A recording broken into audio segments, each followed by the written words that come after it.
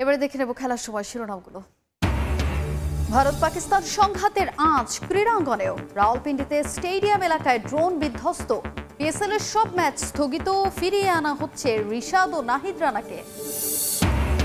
ধর্মশালায় IPL এর match চলাকালে ক্ষেপণাস্ত্র হামলা পাকিস্তানের, দাবি ভারতীয় সংবাদ মাধ্যমের। পরিত্যক্ত পাঞ্জাব দিল্লি ম্যাচ, দর্শকদের ঘরে ফেরার আহ্বান। ইসলামাবাদ দিল্লি অস্থিরতায় শঙ্কার মুখে টাইগারদের পাকিস্তান সফর। হাতে সময় থাকায় এখনই চূড়ান্ত সিদ্ধান্ত নিতে চায় না বিসিবি, জানালেন আকরাম খান। লাল সবুজের জার্সিতে খেলার সুযোগ পেয়ে রোমাঞ্চিত কানাডায় বেড়ে ওঠা ফুটবলার সমিত সোম। মুখিয়ে আছেন দলের সঙ্গে যোগ দিতে। ঘরের ছেলেকে বরণে অপেক্ষায় শ্রীমঙ্গলবাসী। এবং কিছুক্ষণ পর ইউরোপা লিগের সেমির লড়াইয়ে নামবে ম্যানচেস্টার ইউনাইটেড। প্রথম লেগ জিতে অনেকটাই এগিয়ে আমরিম বাহিনী। মিরাকেল ঘটাতে চায় রিয়াল বেটিস।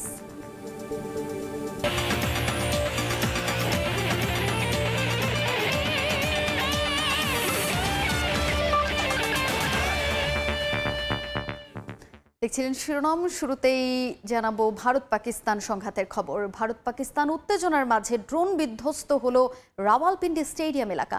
হতাহতের খবর নিশ্চিত হওয়া না গেলেও এর জেরে স্থগিত হয়েছে পিএসএল এর ম্যাচ। পিন্ডির ম্যাচগুলো বাতিল করে প্রাথমিক অবস্থায় করাচিতে সরিয়ে নেওয়ার সিদ্ধান্ত পিসিবির। তবে পাকিস্তান থেকে পুরো টুর্নামেন্ট সরিয়ে নেওয়ার বিষয়টিও মাথায় রেখেছে কর্তা ব্যক্তিরা। এদিকে এমন পরিস্থিতিতে পাকিস্তানে আর থাকতে চাইছেন না দুই বাংলাদেশি ক্রিকেটার রিশাদ হোসেন ও নাহিদ রানা। দুই ক্রিকেটারকে দেশে ফিরিয়ে আনার প্রক্রিয়া শুরু করেছে বিসিবি। ভারত পাকিস্তান উত্তাপ এবার সরাসরি আঘাত হানল ক্রিকেট মাঠে। রাওয়ালপিন্ডি স্টেডিয়াম এলাকায় বিধ্বস্ত হয়েছে ড্রোন, তাও এমন সময়ে যখন কয়েক ঘন্টা পরই ওই ভেন্যুতে মাঠে নামার প্রস্তুতি নিচ্ছিল নাহিদ রানার দল পেশোয়ার জালমি। সময় সংবাদকে ওই ঘটনার সত্যতা নিশ্চিত করেছেন পাকিস্তানি গণমাধ্যম কর্মী। উদ্ভূত পরিস্থিতিতে রাওয়ালপিন্ডি ও লাহোর থেকে পিএসএল এর সব ম্যাচ সরিয়ে নেওয়া হয়েছে করাচিতে। स्टेडियम में नहीं हुआ, ये उसके अतराफ किसी जगह पे हुआ है। तो ये वैसे मिस रिपोर्ट हुआ है कि रावलपिंडी क्रिकेट स्टेडियम में ऐसा हो गया, लेकिन बहरहाल वो यहाँ से मैचेस भी वहाँ कराची मुंतकिल कर दिए गए। पीएसएल के बाकी मैचेस अब कराची में होंगे और आज का मैच जो है वो मुलतवी कर दिया गया।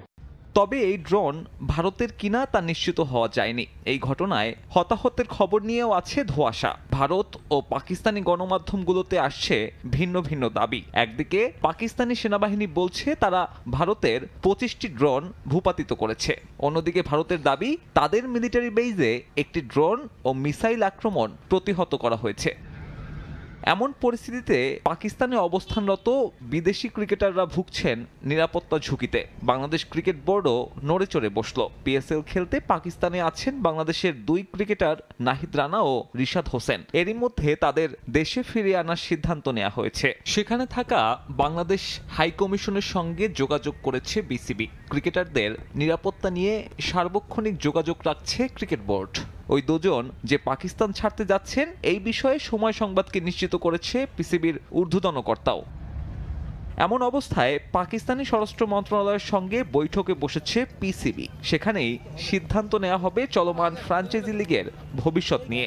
গুঞ্জন আছে দেশটিতে অবস্থানরত বাকি বিদেশি ক্রিকেটারদের চার্টার ফ্লাইটে দুবাই পাঠিয়ে দেবে পাকিস্তান ক্রিকেট বোর্ড। সাব্বির মিথুন, সময় সংবাদ।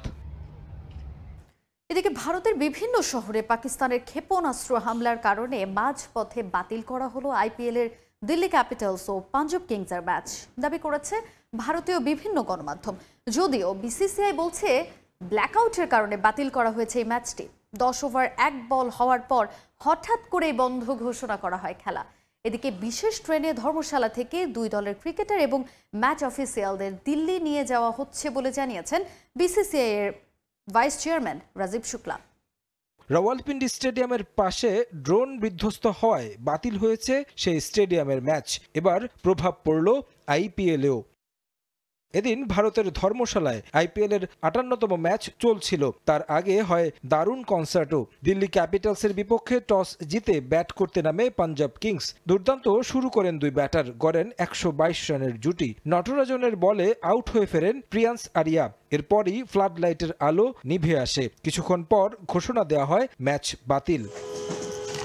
10 ওভার যেতে না যেতেই ভারতের প্রায় 15টি শহরে পাকিস্তানের ক্ষেপণাস্ত্র হামলার খবর আসে, যে কারণে ব্ল্যাক আউটের ঘোষণা দেয় ভারত সরকার। ফলে বন্ধ করা হয় ম্যাচ, যদিও হামলার বিষয়টি অস্বীকার করেছে ইসলামাবাদ। ম্যাচ বাতিলের সঙ্গে ঘোষণা দেয়া হয় দর্শকদের মাঠ থেকে নিরাপদ স্থানে চলে যেতে। আইপিএল সভাপতি অরুণ ধুমাল উপস্থিত ছিলেন মাঠে, নিজে দর্শকদের বের হয়ে যেতে আহ্বান করেন। আনুষ্ঠানিকভাবে বিসিসিআই এক্স হ্যান্ডেলে বার্তা দিয়ে ম্যাচ বাতিলের বিষয়টি নিশ্চিত করে। তারেক হাসান শিমুল, সময় সংবাদ। ইসলামাবাদ দিল্লি চরম অস্থিরতায় শঙ্কায় টাইগারদের পাকিস্তান সফর। পিসিবি এই সিরিজ যথাসময়ে আয়োজনে আশাবাদী, তবে হাতে সপ্তাহ দুয়েকের বেশি সময় থাকায় এ নিয়ে সিদ্ধান্ত নিতে আরও ৩-৪ দিন অপেক্ষা করতে চায় বিসিবি। প্রয়োজনে পাঠানো হবে পর্যবেক্ষক দলও। বোর্ড পরিচালক আকরাম খান বলছেন, ক্রিকেটারদের নিরাপত্তা থাকবে সবার আগে। তাই তো যেই সিদ্ধান্তই নেওয়া হোক না কেন, সব পক্ষের সঙ্গে পরামর্শের ভিত্তিতেই তা নেওয়া হবে। আক্রমণ পাল্টা আক্রমণ, প্রতিশোধ নেয়ার হুমকি। দুই পরমাণু শক্তিধর দেশের মধ্যে উত্তেজনা চরম পর্যায়ে। তাতে দক্ষিণ এশিয়ার রাজনীতি অর্থনীতির সমীকরণের সঙ্গে পাল্টে যেতে পারে ক্রিকেট কূটনীতিও। তবে সেক্ষেত্রে প্রথম ধাক্কাটা লাগবে টাইগার ক্রিকেটে। সূচি অনুযায়ী 25 মে থেকে 3 জুন ফয়সালাবাদ আর লাহোরে বাংলাদেশ পাকিস্তান 5 ম্যাচের টি-20 সিরিজ। চলমান পরিস্থিতিতে বড় প্রশ্ন, এফটিপির এই সিরিজটি মাঠে করাবে তো? নতুন এক্সপিরিয়েন্স আমাদের জন্য, যত আমাদের ক্রিকেট ক্যারিয়ারে বলেন, সিলেক্টর ডাইরেক্টর হিসাবে কিন্তু এই ধরনের কোনো সমস্যায় কোনোদিন আমরা পড়ি নাই। তবে কঠিন এই সিদ্ধান্ত নিতে আরো খানিকটা সময় নিতে চায় বিসিবি। প্রয়োজনে পর্যবেক্ষক দল পাঠিয়ে পর্যবেক্ষণ করা হবে পরিস্থিতি। সম্মান দিতে চায় বিসিবি সিদ্ধান্তকেও। বিসিবি পরিচালকরা পাকিস্তান সিরিজ নিয়ে নিয়মিত জরুরি আলাপ সারছেন নিজেদের মধ্যেও। বলা ডিফিকাল্ট আমরা যাব কি যাব না, আমাদের কিছুদিন ওয়েট করা উচিত। পাকিস্তান কি বলছে সেটাও কিন্তু আমাদেরকে মূল্যায়নটা দিতে হবে, কারণ ওদের সিচুয়েশন তো ওরা আমাদের চেয়ে ভালো বুঝবে। আমরা 2-4 দিন আরও একটু ওয়েট করে এটা সিচুয়েশনটা বলা যাবে, কারণ সিচুয়েশনটা কোন দিকে যাচ্ছে সেটা একটা ব্যাপার। বিসিসিআই আর পিসিবি দুই বোর্ডের সঙ্গে নিয়মিত যোগাযোগ রাখছে বাংলাদেশ ক্রিকেট বোর্ড। শেষ পর্যন্ত পরিস্থিতি উন্নতি হলেও পাকিস্তান সফরে যেতে কাউকেই জোর করবে না বিসিবি। সবার আগে দেয়া হবে ক্রিকেটারদের নিরাপত্তাকে গুরুত্ব। বাংলাদেশ যাওয়ার কথা, পাকিস্তানে, ইন্ডিয়া বাংলাদেশে আসার কথা, আবার এশিয়া কাপ আছে। সো সব কিছু মিলিয়ে যদি সিচুয়েশন নর্মাল না হয় তাহলে ডিফিকাল্ট হয়ে যাবে। নিউজিল্যান্ডে যে একটা ঘটনা হয়েছিল, আমরা কিন্তু ওখানে না খেলে প্লেয়ারদেরকে নিয়ে আসছি। তো প্লেয়ারদের সেফটি, প্লেয়ারদের প্রায়োরিটি হলো সবার আগে, সেটা সবাইকে মনে রাখা উচিত এবং এটা আমাদের করা উচিত, এবং ইনশাল্লাহ এটাই আমরা করব। পাকিস্তান আর আমিরাত সফরের জন্য 14 মে সকালে দেশ ছাড়ার কথা টাইগারদের। তবে শেষ পর্যন্ত পাকিস্তান সিরিজ স্থগিত হলে প্রস্তুতির জন্য খেলা ইউএস সিরিজ আদৌ হবে কিনা উঠেছে সেই প্রশ্ন। সব মিলিয়ে অস্থির সময়ে কঠিন দিনই অপেক্ষা করছে ক্রিকেটের জন্য। মাহবুব রিমন, সময় সংবাদ, ঢাকা। এবারে বাংলাদেশে দলের খবর জানাবো। ফিল্ডিং নিয়ে ক্রিকেটারদের মাঝে বাড়তি প্রতিযোগিতা তৈরি করতে বিশেষ পুরস্কার দেওয়ার ব্যবস্থা করেছেন বাংলাদেশে দলের ফিল্ডিং কোচ আশিক মজুমদার, যার মাধ্যমে ফিল্ডিংয়ে আরও উন্নতি করবে বলে মত তার। নিজের কোচের কাছ থেকে পাওয়া পুরস্কারের অনুপ্রেরণা নিয়ে এই প্রথা চালু করেছেন এ দলে, যার প্রচলন ঘরোয়া ও আন্তর্জাতিক স্তরেও চান আশিক। সিলেট থেকে অপু বণিকের রিপোর্টে বিস্তারিত। চায়ের দেশে মেঘলা আবহাওয়া, এই রোদ তো এই বৃষ্টি। একদিন বাদেই নিউজিল্যান্ড এ দলের বিপক্ষে শেষ ওয়ানডে সিরিজ নিশ্চিত হলেও হোয়াইট ওয়াশের লক্ষ্যে প্রস্তুতিতে মনোযোগ নুরুল হাসান সোহানদের।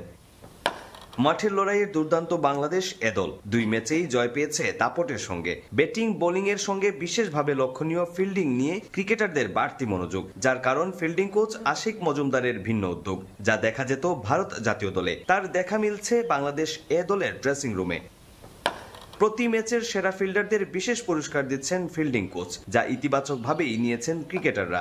নিজের কোচের কাছ থেকে পাওয়া পুরস্কারের অনুপ্রেরণা নিয়েই চালু করেছেন এই প্রথা। নতুন কিছু করার চিন্তা ছিল এবং কিভাবে ইন্সপায়ার করা যায় সেই থেকে এই ভাবনা। আমরা যখন ছোটবেলায় খেলতাম, আমাদের গুরু ওয়াইট স্যার, উসমান স্যার, আমরা যখন ভালো খেলতাম তখন ওনারা গিফট দিতেন বিভিন্ন সময়। ওখান থেকেই ইন্সপেক্টর জাগে।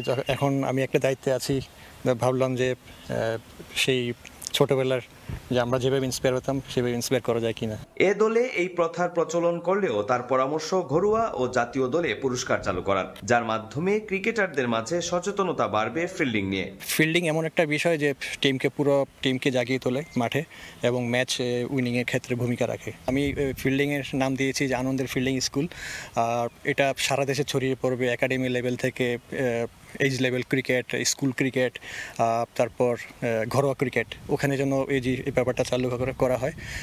কারণ আমরা কিন্তু প্রতিটা কাজের শেষে একটা উৎসাহ খুঁজি, কারণ বা কোনো কোচ বা কোনো প্লেয়ার বলবে বা বাহবা দিবে, সেক্ষেত্রে যদি একটু অ্যাড করা যায় কোনো রিওয়ার্ড দিয়ে তাহলে কিন্তু পুরো মাইন্ডসেটটা চেঞ্জ হয়ে যায় এবং উৎসাহটা আরও বাড়ে এবং অ্যাটমসফিয়ারটা অনেক সুন্দর হয়। এদিন নিউজিল্যান্ড না আসলেও রোদ বৃষ্টির ফাঁকে অনুশীলন সেরেছে বাংলাদেশ। তবে মাঠ কর্মীরা বেশি ব্যস্ত ছিল গ্রাউন্ড প্রস্তুত করাতেই, কারণ শেষ ম্যাচ অনুষ্ঠিত হবে সিলেটে আউটার স্টেডিয়ামে। তাই কিউরেটর ব্যস্ত সময় পার করেছেন শেষ মুহূর্তের ঘষামাজায়। অপু বণিক, সময় সংবাদ, সিলেট। শ্রীলঙ্কা বাংলাদেশ অনূর্ধ্ব-19 দলের খবর এবারে। বৃষ্টিতে ভেসে গেল সিরিজের শেষ ওয়ানডে। প্রথমে ব্যাট করতে নেমে 39 ওভারে 3 উইকেট হারিয়ে 188 রান করতে বৃষ্টির বাধায় বন্ধ হয় ম্যাচ। ভারী বর্ষণের ফলে আর মাঠে নামা হয়নি ক্রিকেটারদের। তবে 6 ম্যাচ সিরিজ ইয়াং টাইগাররা জিতেছে 3-2 ব্যবধানে। দুর্দান্ত ছন্দে থাকা জাওয়াদ আবরার এদিন ব্যর্থ হন, ফেরেন কোনো রান না করেই। তবে কালাম সিদ্দিকী করেন 31 রান। অধিনায়ক আজিজুল হাকিম খেলেন দায়িত্বশীল ইনিংস। শুরুর ধাক্কা সামাল দিয়ে এগোচ্ছিলেন সেঞ্চুরির পথে। তবে 94 রানে তাকে থামতে হয় কাদাগাদাজের বলে। এরপর রিজান আর মোহাম্মদ আবদুল্লাহ মিলে জুটি করেন। 48 রানে রিজান আর 5 রানে অপরাজিত থাকেন আবদুল্লাহ। এরপরে বৃষ্টির বাধায় বন্ধ হয় ম্যাচ। তবে আগেই 3 ম্যাচ জিতে গিয়ে এগিয়েছিল বাংলাদেশ। সেই সুযোগে 3-2 ব্যবধানে সিরিজ নিজেদের করল আজিজুল হাকিমরা।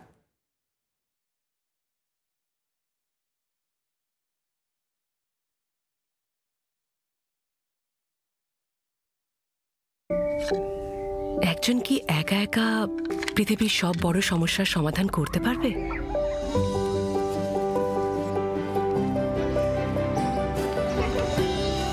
সহযোগিতাই সঠিক পথ নয় কি? আমরা কি আরো হালকা, আরো টেকসই প্যাকেজিং তৈরি করতে পারবো এবং অসীম শক্তি তৈরি করতে পারবো?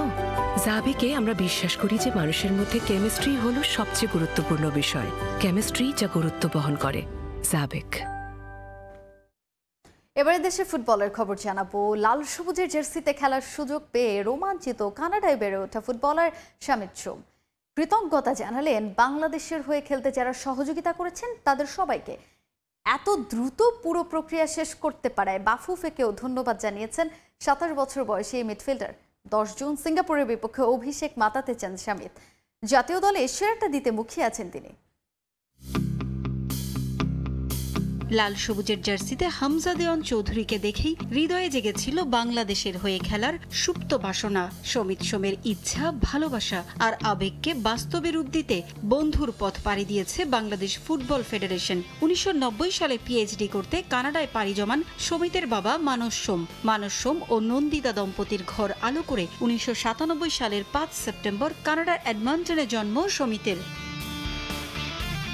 বোন ইপসিতা সোমও চিকিৎসক। শমিত নিজেও পড়াশোনায় বেশ ভালো। ট্রিপলিতে গ্র্যাজুয়েশন করেছেন কানাডায়। তবে পড়াশোনার পাশাপাশি শমিতের মনে ছিল ভিন্ন কিছু। দাদা মানিক সোম সিলেটের ফুটবলের পরিচিত মুখ, দীর্ঘদিন ফুটবল খেলেছেন। তাই তো ফুটবল শমিতের রক্তে মিশে আছে। জন্ম নিবন্ধন, কানাডা সকার অ্যাসোসিয়েশনের ছাড়পত্র, পাসপোর্ট সবশেষ ফিফার অনুমোদন। নানা ধাপ পেরিয়ে কানাডার জাতীয় দলের হয়ে 2টি ম্যাচ খেলা শমিত এখন বাংলাদেশের। খেলবেন আগামী 10 জুন ঢাকায় এএফসি এশিয়ান কাপ বাছাইয়ে সিঙ্গাপুরের বিপক্ষে ম্যাচে। হামজার সঙ্গে কাঁধে কাঁধ মিলিয়ে বাংলাদেশকে তুলে ধরবেন বিশ্বমঞ্চে। দেশের ফুটবলকে এগিয়ে নিতে পালন করবেন অগ্রণী ভূমিকা। লাল সবুজের জার্সিতে খেলার আরাধ্য স্বপ্ন পূরণ হওয়ার খবরে রোমাঞ্চিত শমিত। কানাডা থেকে কৃতজ্ঞতা জানিয়েছেন স্বপ্ন পূরণের দীর্ঘ যাত্রায় যারা পাশে থেকে প্রতিটি ধাপে সহযোগিতার হাত বাড়িয়ে দিয়েছেন তাদের। Very excited to represent Bangladesh at the international level in football. A huge thanks to everybody for your support. And a huge thanks to everybody who helped speed up the process and make this possible. 1 June কানাডার লিগে Cavalry এফসির হয়ে খেলা আছে শমিতের। সেটা শেষ করে 2 June ঢাকায় আসার কথা রয়েছে তার। পারভিন আক্তার, সময় সংবাদ। হামজা সমিতের পর এবার কিউবা মিচেলের জাতীয় দলে খেলার প্রক্রিয়া দ্রুত গতিতে এগিয়ে নিচ্ছে বাফুফে।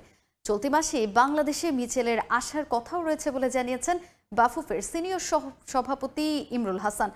জুন উইন্ডোতে না হলেও বাংলাদেশের জার্সিতে খুব দ্রুতই দেখা যেতে পারে ইংল্যান্ড প্রবাসী মিডফিল্ডারকে। ফুটবল নিয়ে শেষ কবে এত উন্মাদনা দেখেছিল বাংলাদেশ? একের পর এক বিশ্বমানের তারকা ফুটবলার জাতীয় দলের অন্তর্ভুক্তিতে নতুন করে স্বপ্ন দেখতে শুরু করেছে দেশের ফুটবল প্রেমীরা। হামজা চৌধুরীর পর আরও এক বাংলাদেশি বংশোদ্ভূত ফুটবলার সমিত সোমের বাংলাদেশের জার্সি চাপানো এখন শুধুই সময়ের অপেক্ষা। আগামী 10 জুন সিঙ্গাপুরের বিপক্ষে ম্যাচে হামজা চৌধুরীর সঙ্গে মাঠ মাতাবেন সমিত। হামজা সমিতের পর থেমে নেই বাংলাদেশ ফুটবল ফেডারেশন। এবার আলোচনায় আরও এক প্রবাসী ফুটবলার কিউবা মিচেল। বাংলাদেশের হয়ে খেলতে আগ্রহ দেখিয়েছেন ইএফএল চ্যাম্পিয়নশিপে খেলা এই মিডফিল্ডার। হামজা সমিতের পর এবার জাতীয় দলে তাকে নিয়ে পরিকল্পনা সাজাচ্ছে বাফুফে। মিচেলের লাল সবুজ জার্সিতে খেলার প্রক্রিয়া দ্রুত গতিতে এগুচ্ছে বলে জানান ফেডারেশনের সিনিয়র সহসভাপতি। কাজ চলছে, আশা করছি হয়তো বাংলাদেশে আসবে মাসের মধ্যেই। ইংল্যান্ডের বার্মিংহাম একাডেমি থেকে ফুটবলের যাত্রা শুরু করেন কিউবা মিচেল। এরপর 2022 সালে সান্ডারল্যান্ড ক্লাবের অনূর্ধ্ব 18 দলে অন্তর্ভুক্তি দিয়ে পেশাদার ফুটবলে যোগ দেন মিচেল।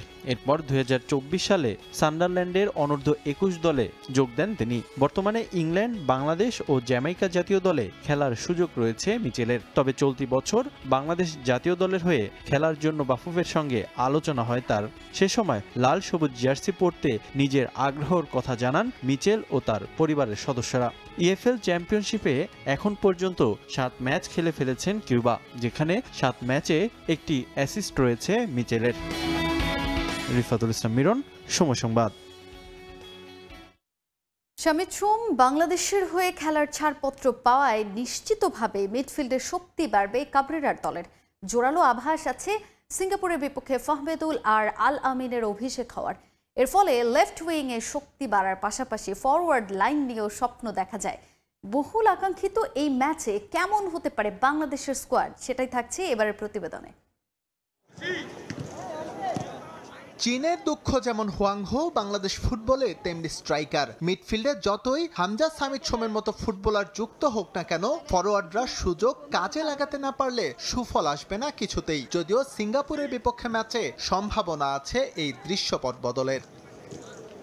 ভারতের বিপক্ষে ফাহমেদুলের না থাকা নিয়ে জল ঘোলা হয়েছে বহু। টিম ম্যানেজমেন্ট এরই মধ্যে আভাস দিয়েছে 10 জুনের ম্যাচে তাকে খেলানোর। লেফট উইংয়ে এই ইতালি প্রবাসী যুক্ত হলে নিশ্চিতভাবে ক্ষুরোধার হবে বাংলার আক্রমণ ভাগ। সুখবর আছে আরও, জাতীয় দলে অভিষেকের অপেক্ষা ফুরাচ্ছে আল আমিনের। রাইট উইংয়ে রাকিব আর লেফটে ফাহমেদুলের সঙ্গে তার রসায়নটা জমে গেলেই ছক্কা। একদিকে হামজা চৌধুরী, তার উপর সামিদ সোম পেয়েছেন বাংলাদেশের হয়ে খেলতে ফিফার ছাড়পত্র। এই দুয়ের কম্বিনেশনে এই মুহূর্তে দক্ষিণ এশিয়ার সেরা মিডফিল্ড লাল সবুজের দখলে, তাতে কোনো সন্দেহ নেই। কাবরেরার 4-3-3 ফরমেশনে এই পজিশনে বাকি নামটা হতে পারে মুজিবুর রহমান জনি কিংবা হৃদয়। পুরো 90 মিনিট না হলেও অধিনায়ক জামাল ভুঁইয়া এখনো যোগ্যতা রাখেন জাতীয় দলের হয়ে খেলার। ভারত ম্যাচে টিম ম্যানেজমেন্ট এই ভুল করলেও আশা করা যায় সেই পথ মারাবে না সিঙ্গাপুরের বিপক্ষে। ইনজুরিতে থাকা বিশ্বনাথকে এই ম্যাচেও পাবে না বাংলাদেশ। রাইট ব্যাকে তার জায়গায় সাদউদ্দিন এই ভরসা। অভিজ্ঞ তপু আর তারিক কাজীতে বেশ সলিড সেন্টার ব্যাক কাবরেরার। বাম প্রান্তে ইনফর্ম শাকিল তপুর বিকল্প ঠিক এই মুহূর্তে নেই লাল সবুজে। আনিসুর রহমান জিকো আলোচনার বাইরে চলে যাওয়ায় গোলপোস্টে মোটামুটি অটো চয়েস হয়ে দাঁড়িয়েছেন মিতুল মার্মা। তবে বাংলার বাজ পাখিও যে যথেষ্ট যোগ্যতা সম্পন্ন সেটা ভুলে যাওয়ারও সুযোগ নেই। জাস্ট একটা সুযোগ আর কোচের সুদৃষ্টিতে বদলে যেতে পারে পোস্টের কুশীলব। এস এম ইকবাল, সময় সংবাদ। শিরোপার পথে আরও এগিয়ে যেতে রাতে মাঠে নামবে ম্যানচেস্টার ইউনাইটেড। অন্যান্য প্রতিযোগিতায় চরম বাজে সময় কাটালেও ইউরোপা লিগে ফাইনালের খুব কাছাকাছি রেড ডেভিলস। সেমির দ্বিতীয় লেগে আজ অ্যাথলেটিক বিলবাওয়ের মুখোমুখি হবে ইংলিশ জায়ান্টরা। প্রথম লেগে 3-0 গোলে এগিয়ে থাকায় ওল্ড ট্রাফোর্ডে ড্র করলেই চলবে রুবেন আমোরিমের দলের। ম্যাচ শুরু রাত 1টায়। রুবেন আমোরিমের হাতে একটা জাদুর টুপি রয়েছে, সেখান থেকে কিছু একটা বের করে সবাইকে তাক লাগিয়ে দেবেন। ডুবতে থাকা ম্যানচেস্টার ইউনাইটেড ফিরে পাবে নতুন দিশা। ইংলিশ প্রিমিয়ার লিগে নিচের দিকে থাকা আমোরিমের দলই ইউরোপিয়ান শ্রেষ্ঠত্বের মঞ্চ চ্যাম্পিয়ন্স লিগে ওয়াইল্ড কার্ড এন্ট্রির স্বপ্নে বিভোর। সে পথে আরও এগিয়ে যেতে ইউরোপা লিগ সেমিফাইনালের দ্বিতীয় লেগে অ্যাথলেটিক বিলবাওয়ের বিপক্ষে মাঠে নামছে ম্যান ইউনাইটেড। এবারের ইউরোপা লিগে খেলার সুযোগও ইউনাইটেড ইপিএল পয়েন্ট টেবিলের অবস্থানের ভিত্তিতে পায়নি। 2023-24 মৌসুমে তারা ছিল 8 নম্বরে, তবুও এফএ কাপে চ্যাম্পিয়ন হওয়ায় এ মৌসুমের ইউরোপা লিগে কোয়ালিফাই করে রেড ডেভিলস। এবারও ইপিএল এ করুণ দশা, আছে 15 নম্বরে। তবে ইউরোপা লিগ জিতলে নেক্সট সিজনে চ্যাম্পিয়ন্স লিগ খেলার যোগ্যতা অর্জন করবে আমোরিমের দল। কিন্তু বিশ্বের অন্যতম ঐতিহ্যবাহী ক্লাবের এইটুকু অর্জন নিয়ে সন্তুষ্ট থাকতে চান না কোচ। প্রিমিয়ার লিগের হিসেবে আমাদের দলের অবস্থা শোচনীয়। মৌসুম শেষে ইউরোপীয় শিরোপাধারী সবচেয়ে বাজে দলের তকমাও পেতে পারি। সবশেষ 50 বছরের মধ্যে সবচেয়ে হতাশাজনক মৌসুম গেল। আমার মনে হয় না এই ট্রফি জিতলেও সেটা পরিবর্তন হবে। ইউরোপায় সেমিতে প্রথম লেগে অ্যাথলেটিক বিলবাওকে 3-0 গোলে হারিয়ে ফাইনালে এক পা দিয়েই রেখেছে ইউনাইটেড। ওল্ড ট্র্যাফোর্ডে ফেভারিট তারা, তবুও প্রতিপক্ষকে সমীহ করছেন কোচ। অবশ্যই গত সপ্তাহের ফলাফল নিয়ে আমি খুশি, তবে ফাইনালে পৌঁছাতে এখনো বেশ খানিকটা পথ পাড়ি দিতে হবে। ওই ম্যাচের মতো বড় ব্যবধানে জিতে যাব এমনটা ভাবা ঠিক হবে না। 2022 সালের পর 11 ম্যাচে ইউরোপা লিগে নিজেদের মাঠে হারেনি ইংলিশ ক্লাবটি। তবে মৌসুমের শেষ দিকে এসে দুশ্চিন্তা বাড়ছে। ফিটনেস নিয়ে শঙ্কা রয়েছে ম্যাথিস ডিলিটের। ইপিএল ইতিহাসে ম্যান ইউনাইটেডের কনিষ্ঠতম প্লেয়ার হিসেবে অভিষেক হলেও ইউরোপা লিগে খেলা হচ্ছে না চিরো ওবি মার্টিনের। আক্রমণ ভাগে ব্রুনো ফার্নান্দেজ, আলেহান্দ্রো গার্নাচোদের সঙ্গী হবেন রাসমুস হয়ল্যান্ড। প্রথম লেগের হারে অ্যাথলেটিক বিলবাও এমনিতেই ব্যাকফুটে। তার উপর ইনফর্ম উইলিয়ামস ব্রাদার্স নিকো ও ইনাকি উইলিয়ামসকে পাবেন না coach Ernesto Valverde. Maksum Alam Khan, Somoy Sangbad. 21 বছর পর চ্যাম্পিয়ন্স লিগের ফাইনালে নেই ইংলিশ, স্প্যানিশ কিংবা জার্মান কোনো ক্লাব। পিএসজি ফাইনালে ওঠায় দীর্ঘ 33 বছর পর ইউরোপিয়ান ক্লাব শ্রেষ্ঠত্ব ধরে ঘরে তোলার আশা ফরাসিদের। মেসি, নেইমার, এমবাপ্পে যুগ পেছনে ফেলে এমন সাফল্যে কৃতিত্ব পাচ্ছেন coach Luis Enrique. Opta super কম্পিউটারও মনে করে ফাইনালে ইন্টার মিলানকে হারিয়ে প্রথমবারের মতো চ্যাম্পিয়ন হবে প্যারিস সেন্ট জার্মেই। একটা সময় পর্যন্ত কেবল বড় নামের পেছনেই ছুটেছে Paris Saint Germain. Lionel Messi, Neymar junior কিংবা কিলিয়ান এমবাপ্পে কারি কারি টাকা ঢেলেও ইউরোপিয়ান শ্রেষ্ঠত্ব ছুঁয়ে দেখা হয়নি ফরাসিদের। নাসের আল খেলাইফি এরপর হাঁটেন ভিন্ন পথে। তারকা ছেটে ক্লাবকে তুলে দেন লুই এনরিকের হাতে। স্প্যানিশ মাস্টারমাইন্ড ড্রেসিং রুম সামলেছেন তরুণ সব ফুটবলারদেরকে নিয়ে এমন এক দল সাজালেন যারা কিনা অপ্রতিরোধ্য চলতি মৌসুমে।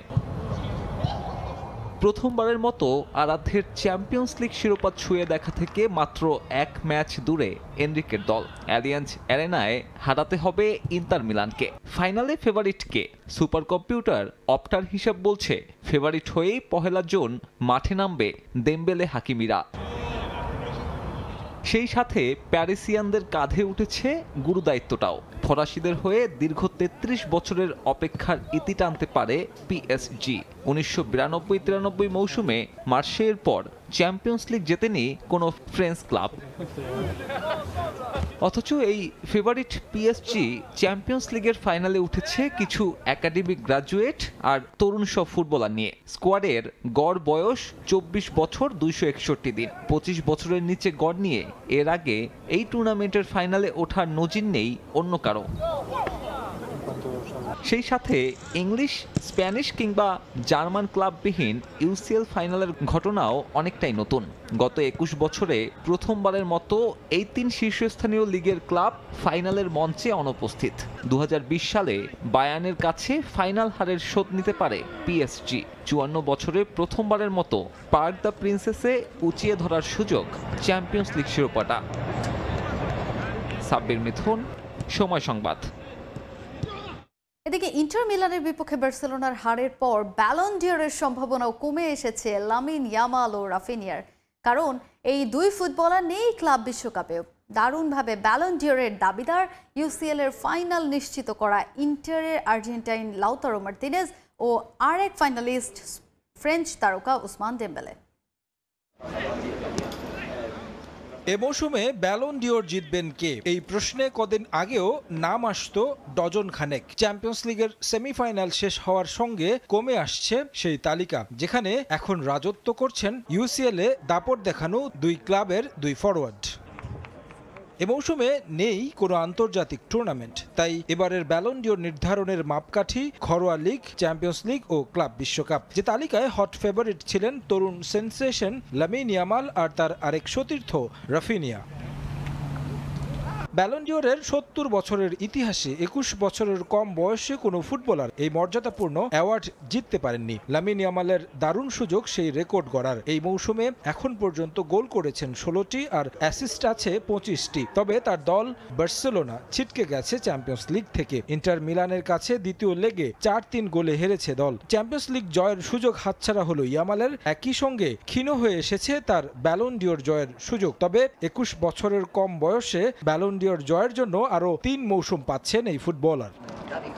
বার্সার আরেক ব্রাজিলিয়ান তারকা রাফিনিয়া দুর্দান্ত একটা মৌসুম কাটিয়েছেন, ৩৫টি গোল করেছেন, সঙ্গে অ্যাসিস্ট আছে ২৫টি। ব্যালন ডিওরের দাবিদার তিনিও, তবে একই অবস্থা তারও। কাতালানরা চ্যাম্পিয়ন্স লিগ থেকে ছিটকে যাওয়ায় তিনিও পিছিয়ে পড়েছেন মর্যাদাপূর্ণ অ্যাওয়ার্ডের রেস থেকে। তবে তালিকায় এখন বড় দাবিদার ইন্টার মিলানের আর্জেন্টাইন ফরওয়ার্ড লাউতারো মার্টিনেস। এই মৌসুমে সব প্রতিযোগিতা মিলিয়ে এখন পর্যন্ত গোল করেছেন ২৪টি আর গোলে সহযোগিতা করেছেন ৭টি। তার দল ইন্টার মিলান এরই মধ্যে জায়গা করে নিয়েছে চ্যাম্পিয়ন্স লিগের ফাইনালে, সেমিফাইনালে গোলও পেয়েছেন। গুরুত্বপূর্ণ অবদানের জন্য ব্যালন ডিওরের অন্যতম দাবিদার এই ফুটবলার। ব্যালন ডিওরের আরেক দাবিদার পিএসজির ফরাসি ফুটবলার ওসমান ডেম্বেলে। এই মৌসুমে তার গোল সংখ্যা ৩৫টি, অ্যাসিস্ট আছে ১১টি। এরই মধ্যে জিতেছেন লিগ শিরোপা, তার দখলে আছে ফ্রেঞ্চ কাপের ট্রফিও। এখন দেখার বিষয় শেষ পর্যন্ত কার ভাগ্যে জোটে মর্যাদাপূর্ণ ballon d'Or trophy. Tarek Hasan Shimul, Somoy Sangbad. Bangladesh টেনিসে যাত্রা শুরু করেছে WTN, যা মূলত বৈশ্বিক টেনিস রেটিং সিস্টেম সফটওয়্যার। বৃহস্পতিবার বাংলাদেশ টেনিস ফেডারেশনে এর উদ্বোধন করা হয়। এ সময় উপস্থিত ছিলেন আন্তর্জাতিক টেনিস ফেডারেশনের ডেভেলপমেন্ট অফিসার সহ বাংলাদেশ টেনিস ফেডারেশনের কর্মকর্তারা। এই সফটওয়্যারের মাধ্যমে সকল খেলোয়াড়কে একটি আন্তর্জাতিক রেটিং সিস্টেমে সম্পৃক্ত করা হবে। আন্তর্জাতিক টেনিস ফেডারেশনের ডিজিটালাইজেশন গ্রান্টের মাধ্যমে প্রথম বছর যা ফ্রি ব্যবহার করতে পারবে টেনিস ফেডারেশন।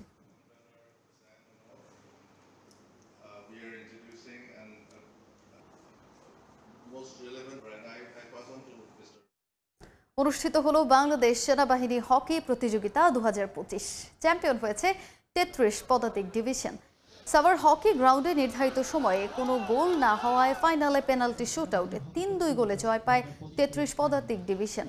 রানার আপ হয় নবম পদাতিক ডিভিশন। এতে প্রধান অতিথি হিসেবে উপস্থিত ছিলেন নবম পদাতিক ডিভিশনের GOC major general Mohammad Moin Khan. প্রতিযোগিতায় মোট ১৪টি টিম অংশগ্রহণ করে। চ্যাম্পিয়ন হয়েছে ৩৩ পদাতিক ডিভিশন এবং অত্যন্ত যোগ্যতর দল হিসেবে তারা আজকে এই চ্যাম্পিয়ন হয়েছে। ৯ পদাতিক ডিভিশন, তাদেরও খেলাগুলো আমি ফলো করেছি এবং আমার কাছে মনে হয়েছিল তারাও চ্যাম্পিয়ন হতে পারে। তো আজকের এই হাড্ডাহাড্ডি লড়াইয়ে তারা পরাজিত হয়েছে। এই প্রতিযোগিতায় শ্রেষ্ঠ খেলোয়াড় বিবেচিত হয়েছে UP lance corporal Yasin Arafat এবং তিনি ৯ পদাতিক ডিভিশনে, এবং শ্রেষ্ঠ নবীন খেলোয়াড় বিবেচিত হয়েছেন সৈনিক হাবিবুর রহমান, উনিও ৯ পদাতিক ডিভিশনের। ঠাকুরগাঁওয়ে জাঁকজমকপূর্ণ আয়োজনে শুরু হলো মির্জা রুহুল আমিন স্মৃতি টি20 ক্রিকেট টুর্নামেন্ট। বৃহস্পতিবার আনুষ্ঠানিকভাবে শহীদ মোহাম্মদ আলী স্টেডিয়ামে এই খেলার উদ্বোধন করা হয়। উদ্বোধনী অনুষ্ঠানে টুর্নামেন্ট কমিটির আহ্বায়ক নূরে শাহাদাত, অতিরিক্ত জেলা প্রশাসক সর্দার মোস্তফা শাহিন এবং অতিরিক্ত পুলিশ সুপার আবদুল্লাহ উপস্থিত ছিলেন। এছাড়া আমন্ত্রিত অতিথি হিসেবে ছিলেন জেলা বিএনপির অর্থ বিষয়ক সম্পাদক শরীফুল ইসলাম শরীফ, প্রেস ক্লাবের সভাপতি লুৎফর রহমান মিঠু সহ আরও অনেক গণ্যমান্য ব্যক্তিবর্গ। উদ্বোধনী খেলায় প্রথমে ব্যাট করে ৯ উইকেটে ২০৬ রান করে দিনাজপুর ডমিনেটর্স। জবাবে ৯ উইকেট হারিয়ে মাত্র ১৩২ রান করে ঠাকুরগাঁও ইউথ ক্লাব। এ পর্যায়ে খেলার সময় শীর্ষ সংবাদগুলো জানিয়ে দিচ্ছে আরেকবার। ভারত পাকিস্তান সংঘাতের আঁচ ক্রীড়াঙ্গনেও। রাওয়ালপিন্ডিতে স্টেডিয়াম এলাকায় ড্রোন বিধ্বস্ত। পিএসএল এর সব ম্যাচ স্থগিত। ফিরিয়ে আনা হচ্ছে রিশাদ ও নাহিদ রানাকে। ধর্মশালায় আইপিএলের ম্যাচ চলাকালে ক্ষেপণাস্ত্র হামলা পাকিস্তানের, দাবি ভারতীয় সংবাদ মাধ্যমের। পরিত্যক্ত পাঞ্জাব দিল্লি ম্যাচ, দর্শকদের ঘরে ফেরার আহ্বান। এবং ইসলামাবাদ দিল্লি অস্থিরতায় শঙ্কার মুখে টাইগারদের পাকিস্তান সফর। হাতে সময় থাকায় এখনই চূড়ান্ত সিদ্ধান্ত নিতে চায় না বিসিবি, জানালেন আকরাম খান।